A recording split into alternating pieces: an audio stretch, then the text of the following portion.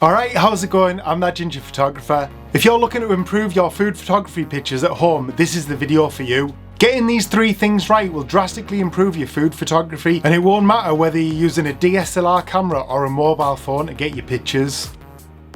I've been a professional photographer for over 10 years now, and I've got to say the most important thing you can get right is lighting.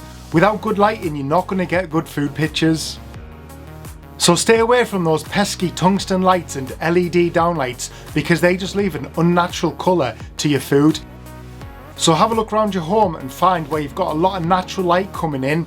Having that natural light coming in will just leave your food pictures looking great. Now that we've chosen our area to get set up in with a lot of natural light, we need to think about how we're going to photograph our food. And most importantly, what we're going to photograph it on. Think about what will complement your dish the most. Whether it's a nice wooden chopping board, it might be a piece of slate, or you might just want to photograph it on a white background. Each of these things can really make or break a picture. There's plenty of different ways to compose your image to get the best from your food photos, and I'm going to be talking about some of my favourite. The first one is cropped images, where the dish is cropped at each corner. This leaves the viewer thinking that the dish just goes on right past the picture, and it's a great way of really focusing in on the food as well. Involving people's hands in your food pictures as well adds another element to the photography and can really help improve your pictures, even if it's as simple as somebody picking up a burger.